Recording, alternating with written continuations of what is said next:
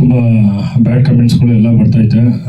So ಅದಕ್ಕೆ ಸುಮಾರು ಜನ ಫೋನ್ ಮಾಡ್ತಾಯಿದ್ರು, ಬಂದು ಪ್ರೆಸ್ ಮೀಟ್ ಕೊಡಿ ಅಂತ. ಎಲ್ಲೂ ನಾನು ಕೊಟ್ಟಿಲ್ಲ ಸರ್. ಅದಕ್ಕೆ ರಜನಿ ಅವ್ರಿಗೆ ಹೇಳಿ ಎಲ್ರನ್ನೂ ಕರೆಸ್ಬಿಟ್ಟು ಎಲ್ರಿಗೂ ಒಂದೇ ಸಲ ಮಾತಾಡೋಣ ಅಂತ ಅದಕ್ಕೆ ಕರೆಸ್ದೆ ಸರ್.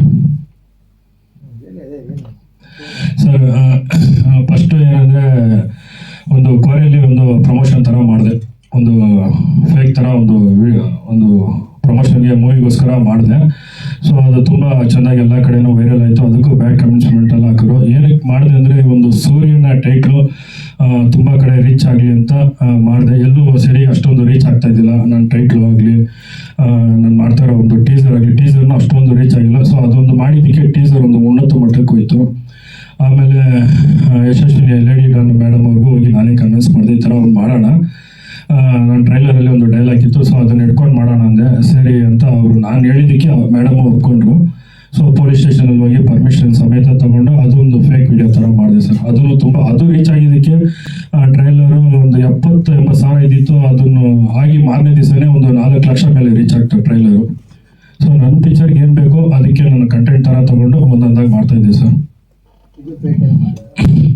ಸರ್ ಇದು ಬಂದು ಎಲ್ಲರನ್ನ ಅವತ್ತು ನನ್ನ ಜೊತೆ ಎಲ್ಲ ರೀಲ್ಸ್ ಅವರು ತುಂಬ ಸಪೋರ್ಟ್ ಮಾಡಿರೋದಕ್ಕಾಗಿ ರೀಲ್ಸ್ ಅವ್ರಿಗೆ, ಆಮೇಲೆ ಅವ್ರಿಗಂತಾನೆ ಒಂದು ಶೋ ಇಟ್ಟಿದ್ದೆ. ಅದರಲ್ಲಿ ಇಟ್ಟಿದ್ದಾಗ ಕುಟುಂಬ ಮಂಜು ಅವರು ಬಂದಿದ್ದರು. ನೋಡಿ ಆ ವಿಡಿಯೋದಲ್ಲಿ ನಿಮ್ಗೆ ಗೊತ್ತಾಗ್ತಾ ಇತ್ತು ಕ್ಲಿಯರಿಟಿಗೆ, ಇದು ಜೇನುತುಪ್ಪ ಹಾಕೊಂಡು ಮಾಡ್ತಾಯಿದ್ದೀನಿ, ಸೂರ್ಯ ನನಗೆ ಗೊತ್ತಿಲ್ಲ, ಅದು ಫೇಕ್ ಮಾಡಬೇಕಂತ ಬಂದು ಮಾಡಿದ್ರು. ನನಗೆ ಅದು ಅವಾಗ ಗೊತ್ತಾಗಿಲ್ಲ. ಆಮೇಲೆ ಗೊತ್ತಾದಾಗ ನಾನು ಬೈದೆ. ಸೊ ಅದು ಅಚಾನಕ್ಕಾಗಾಯಿತು.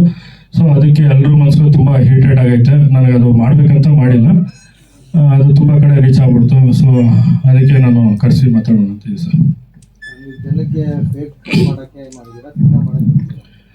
ಇಲ್ಲ ಸರ್, ಸಿನಿಮಾ ಮಾಡೋಕ್ಕಂತಾನೆ ಬಂದಿಲ್ಲ ಸರ್. ಹೌದು. ಇಲ್ಲ, ಇದು ಸೇರಿ 3 ಐತೈತೆ. ಹೌದೌದು. ಹಾಂ, ರೀಲ್ಸ್ ಯೂಟ್ಯೂಬ್ಗೆ ಕಟ್ಸ್ ಮಾಡ್ಬಿಟ್ಟಿದ್ರೆ ಸಿನಿಮಾ ಮಾಡೋ ಅಗತ್ಯನೇ ಇರಲಿಲ್ಲ. ಸಿನಿಮಾ ಮಾಡಿದ್ದು ಯಾರಿಗೆ ಸರ್? ಜನಕ್ಕೋಸ್ಕರ ಸರ್, ಪಬ್ಲಿಕ್ಗೋಸ್ಕರ ಮಾಡಿದ್ದೆ. ಒಂದು ರೌಡಿಸಮ್ಮು ಯಾವ ಥರ ಎಲ್ಲ ಅನಾಹುತ ಆಗ್ತೈತೆ ಅಂತಲೂ ಮಾಡಿದ್ದೀನಿ. ಅದರಲ್ಲಿ ಒಂದು ಗಂಡ ಹೆಂಡತಿ ಫ್ಯಾಮಿಲಿಯನ್ನು ಸ್ಟೋರಿನೂ ತೋರಿಸಿದ್ದೀನಿ. ಒಂದು ಹೆಣ್ಮಗುಗೆ ಯಾವ ಥರ ಎಲ್ಲ ಗೌರವ ಕೊಡ್ಬೇಕಂತಲೂ ತೋರಿಸಿದ್ದೀನಿ. ಲಾಸ್ಟಲ್ಲಿ ಅದೇ ಹೆಣ್ಣಿಂದ ಹೋದರೆ ಹುಡುಗರು ಯಾವ ಥರ ಎಲ್ಲ ಸಫರ್ ಆಗ್ತಾರೆ ಅಂತಲೂ ತೋರಿಸಿದ್ದೀನಿ ಸರ್. ಫೈನಲ್ ಆಗಿ ಅಪ್ಪ ಮಗಳದ್ದು ಸೆಂಟಿಮೆಂಟ್ ತೋರಿಸಿದ್ದೀನಿ ಸರ್. ಎಲ್ಲ ಥರನೂ ತೋರಿಸಿದ್ದೀನಿ. The end of the violence ಅಂತಲೂ ಇಟ್ಟಿದ್ದೀನಿ ಸರ್. ಎಲ್ಲ ಥರನೂ ತೋರಿಸಿದ್ದೀನಿ. ರೀಲ್ಸ್ ಮೂಲಕನೇ ರೀಚ್ ಆಗ್ಬೇಕಂತ ಸಿನಿಮಾ ರೀಚ್ ಆಗಲ್ಲ. ಮಾಡಬೇಕಾಗಿರೋ ಉದ್ದೇಶ ಕರೆಕ್ಟ್ ಆಗಿದ್ರೆ ಉದ್ದೇಶ ರೀಚ್ ಆಗ್ತಿತ್ತು. ನಿಮ್ಮ ಉದ್ದೇಶ ಆಗಿರ್ಲಿಲ್ಲ ಬಹುಶಃ. ಈಗ ಯಾರೋ ಸೋನ್ ಕರ್ಕೊಂಬಂದು ಮಾಡ್ತಿರೋದು ಪ್ರಚಾರ ಅಲ್ಲ. ಸಿನಿಮಾನ ಒಂದ್ಸರಿ ರಿವೈಂಡ್ ಹಾಕಿ ನೋಡ್ಬೇಕು. ಹಿಂದಿನವ್ರು ಹೆಂಗಿದ್ರು, ಏನ್ ಮಾಡ್ತಾ ಇದ್ರು, ಹೆಂಗ್ ಪ್ರಚಾರ ಮಾಡ್ತಾ ಇದ್ರು, ಇಂಡಸ್ಟ್ರಿನ ಹಿಂದಿನ ನೋಡ್ಕೋಬೇಕು ನೀವು. ಪ್ರಚಾರಗಳನ್ನ ಯಾವ ಮಟ್ಟಕ್ಕೆ ಮಾಡ್ತಾ ಇದ್ರು, ಹೇಗೆ ಮಾಡಿದ್ರೆ ರೀಚ್ ಆಗ್ತದೆ ಅಂತ ಹೇಳಿ. ಈಗ ನೀವು ರೀಲ್ಸ್ ಮಾಡಿದ್ರೆ ಇನ್ಸ್ಟಾದಲ್ಲಿ ಹಾಕೊಂಡ್ರು, ಅದೆಲ್ಲ ಮಾಡಿದ್ರು. ರೀಲ್ಸ್ ಮಾಡೋರಿಗೆ ಅದು ವ್ಯೂಸ್ ಆಯ್ತು. ನಿಮಗೆ ಸಿನಿಮಾ ನೋಡಕ್ ಬರಲಿಲ್ಲ, ನಿಮ್ಗೆ ಏನಾಯ್ತು ಅಲ್ವಾ? ಇದು ನೀವು ಫಸ್ಟ್ ಯೋಚನೆ ಮಾಡಬೇಕಿತ್ತು. ಇಂಥ ಐಡಿಯಾಗಳು ಕೊಟ್ಟಿದ್ಯಾರು? ನೀವೇ ಅದನ್ನ ಕ್ರಿಯೇಟ್ ಮಾಡ್ಕೊಂಡ್ರೆ, ಅಥವಾ ಐಡಿಯಾ ಯಾರಾದರೂ ತುಂಬಾ ಪ್ರಚಾರ ಮಾಡ್ಬಿಡೋಣ, ಹಂಗ್ ಮಾಡೋಣ ಅಂತ ಬಂದ್ರೆ? ಇಲ್ಲ ಸರ್, ನನ್ನ ಕತೆಗೆ ನಾನೇ ಮಾಡ್ಕೊಂಡೆ. ಇದಕ್ಕೆ ಯಾರು ಐಡಿಯಾ ಕೊಟ್ಟಿಲ್ಲ. ಎಲ್ಲ ನನ್ನ ಐಡಿಯಾನೇ. ಕಥೆನೂ ಸರಿ, ಎಲ್ಲ A to Z ನಾನೇ ಮಾಡಿದ್ದು ಸರ್. ಅಂದ್ರೆ ಏನ್ ಗೊತ್ತಾ, ಒಂದು ಸಿನಿಮಾ 4 ಜನಕ್ಕೆ ಯೂಸ್ ಆಗ್ಬೇಕು. ಯೂಸ್ ಆಗದಿದ್ರು ಅಟ್ಲೀಸ್ಟ್ ನೀವು ಮಾಡಿದವರಿಗೆ ನಿಮಗಾದ್ರೂ ಯೂಸ್ ಆಗ್ಬೇಕು. ಆ ಸಿನಿಮಾ ಯಾರಿಗೂ ಯೂಸ್ ಆಗಿಲ್ಲ ಅಂತಂದ್ರೆ ನಿಮ್ಮ ಬಗ್ಗೆ ಬ್ಯಾಡ್ ಕಮೆಂಟ್ ಬರ್ತಾ ಇದೆ. ರೀಲ್ಸ್ ಅಲ್ಲಿ ಅಷ್ಟೇ ಅಲ್ಲ, ನಾನು ಹೇಳ್ತೀನಿ ಒಂದು 2 ನಿಮಿಷ. ಯಾಕೆ ನಾನು ಪ್ರೆಸ್ ಮೀಟ್ ಬಹುಶಃ ನಾನು ಎಲ್ಲೂ ಹೋಗಲ್ಲ, ಬಹಳ ಪ್ರೆಸ್ ಮೀಟ್ಗಳಿಗೆ. ನಮ್ಮ ರಜನಿ ಗೊತ್ತು, ಅವ್ರು ಮೆಸೇಜ್ ಹಾಕಿದ್ ಬಂದ್ರೆ. ಯಾಕೆ ಬಂದೆ ಅಂತಂದ್ರೆ, ನಿಮ್ದು ಸಿಕ್ಕಾಬಿಟ್ಟೆ ವೈರಲ್ ಆಯ್ತು. ಅಂದ್ರೆ ವೈಯಕ್ತಿಕವಾಗಿ ನಿಮ್ಗೆ ಡ್ಯಾಮೇಜ್ ಆಯ್ತು ವಿನಃ, ಸಿನಿಮಾದಲ್ಲೂ ಡ್ಯಾಮೇಜ್ ಆಯ್ತು ವಿನಃ ಬೇರೆ ಏನೂ ಆಗಿಲ್ಲ. ನೀವು ಯೋಚನೆ ಮಾಡ್ಬೇಕಿತ್ತಲ್ಲ, ಒಂದು ಸಿನಿಮಾ ಮಾಡ್ತಾ ಇದೀನಿ, ದುಡ್ಡು ಯಾರ್ದಾರ ಆಗಿರ್ಲಿ ಬ್ರದರ್, ನಿಂದನೇ ದುಡ್ಡು. ಇವತ್ತು ಆ ಸಿನಿಮಾ ಮಾಡೋ ಬದಲು 4 ಸೈಟ್ ತಗೊಂಡಿದ್ರೆ ಆಗ್ತಾ ಇಲ್ವಾ? ಸಿನಿಮಾ ಮಾಡಿದ್ ತಪ್ಪಂತ ಹೇಳ್ತಿಲ್ಲ, ನಾವು ಸಿನಿಮಾ ಮಾಡಿದೀವಿ, ಸೋತಿದೀವಿ, ಆಯ್ತಾ? ಹಂಗಂತ ಬೇರೆ ಏನೋ ಪ್ರಚಾರ ಮಾಡಬೇಕು ಅಂತ ಹೋಗ್ಲಿಲ್ಲ ನಾವು. ಅದು ಬೇಕಿರ್ಲಿಲ್ಲ ನಿಮಗೆ. ನೀವು ತುಂಬಾ ಪ್ರಾಂಪ್ಟಾಗಿ ಸಿನಿಮಾ ಮಾಡಿದ್ದೀರಿ. ಪ್ರಾಂಪ್ಟಾಗಿ ರೀಚ್ ಮಾಡೋ ಪ್ರಯತ್ನ ಪಟ್ಟಿದ್ರೆ ಏನಾದ್ರೂ ಸೌಂಡ್ ಆಗ್ತಾ ಇತ್ತು. ಯಾಕೆ ನಿಮ್ಗೆ ಅಂತ ಐಡಿಯಾ ಕೊಟ್ಟರೆ ಗೊತ್ತಾಗಲಿಲ್ಲ. ಯಾವ ಥರ ರೀಚ್ ಮಾಡ್ಬೇಕಂತ ಹೇಳಿ ಸರ್, ಎಲ್ಲ ಥರನೂ ರೀಚ್ ಮಾಡಿದೆ ಸರ್. ನಾನು ಟೀಸರ್ ಮಾಡಿದೆ, ಎಲ್ಲೂ ಜನಕ್ಕೆ ಅಷ್ಟೊಂದು ಹೋಗಿಲ್ಲ ಸರ್. ಆಮೇಲೆ ಕೆಲವೊಂದು ಕಡೆ ಎಲ್ಲರೂ ಮನೆ ಹತ್ರನೂ ಹೋಗಿದ್ದೀನಿ, ಎಲ್ಲ ಹತ್ರನೂ ಹೋಗಿದ್ದೀನಿ, ಯಾರೂ ಒಬ್ಬರು ನನಗೆ ಜೋಡಿಸಿಲ್ಲ ಸರ್ ಕೈ ಈ ಪಿಕ್ಚರ್ಗೆ. ಎಲ್ಲರ ಜೊತೆಗೂ ನಾನು ಆ್ಯಕ್ಟಿಂಗ್ ಮಾಡಿದ್ದೀನಿ. ಎಲ್ಲರೂ ಅಂದರೆ ಎಲ್ಲರೂ ಸರ್, ಎಲ್ಲ ಸ್ಟಾರ್ಗಳ ಜೊತೆಗೆ ಎಲ್ಲರ ಜೊತೆಗೆ ಮಾಡಿದೆ. ಹೋದೆ ಮನೆ ಹತ್ರ, ಎಲ್ಲರೂ ಮನೆ ಹತ್ರನೂ ಹೋದೆ, ಯಾರು ಇಲ್ಲ ಅಂತ ಇದ್ರು. ಸೊ ಅವ್ರಿಗೆ ನಾನು ಹೋಗಿರೋ ತಲುಪೈತೆ ಏನೋ ಗೊತ್ತಿಲ್ಲ.